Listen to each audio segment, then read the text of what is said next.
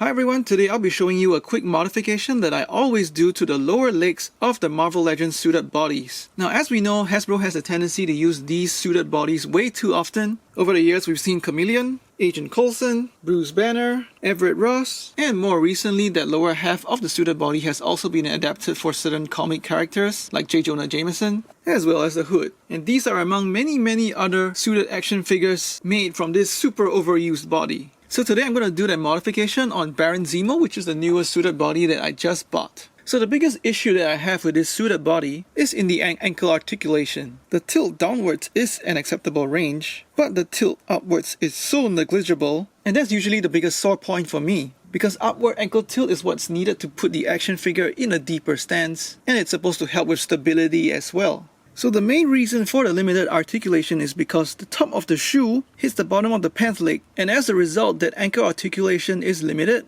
and the pant leg doesn't look like it's resting naturally on top of the shoe. So what I'm going to do right now is remove a little bit of that plastic material in the bottom of the pant leg so that the top of the shoe has some space to move into the pant leg. Just like how the top of your own shoes would naturally be in the bottom of the pant leg in real life.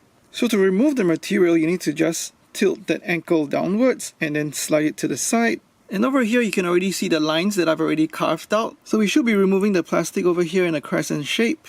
All you need is a really sharp hobby knife. I just use a small Swiss Army knife. So what I normally do is make two incisions. One on the inside closer to his ankle, and the second one closer to the outside of his pants. For the first incision that's closer to his ankle, you just need to cut it directly downwards or upwards into his pant leg. And for the second incision, that's closer to the outside of his pants, make sure that you make it at an angle so that it's directed towards the first incision. That way it meets the first incision in a V shape and you're able to remove that plastic.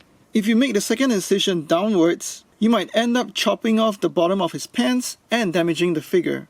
Okay, so right now I've already gone and made the cuts off camera, and you can see how I've removed that plastic material and created a sort of hollow in the bottom of the pant leg. And looking at the piece that just came out from his pant leg, you can see that I made a V-shaped cut. And going ahead and removing the piece from the other leg as well, having a closer look at the hollows created at the bottom of his pants legs. So now let's check out the improved articulation and upward tilt in the ankle. So as you can see here, the top of his shoe goes into the hollow created at the bottom of the pants leg, and that gives you the improved range in his ankle upward tilt. So this small modification, adding just a little bit of upward tilt to the ankle, actually adds so much more in terms of posability, playability, as well as stability. And in my opinion, it should be done to all suited figures as soon as you get them in hand. Just make sure that you are careful with handling the knife, use protective equipment like gloves as well as eye goggles, and of course be slow with the cut if you're inexperienced. I hope you enjoyed this small instructional. Please like and share this video, let me know what you think in the comments below, and subscribe to my channel for more toy reviews. Thanks for watching, take care, and stay safe.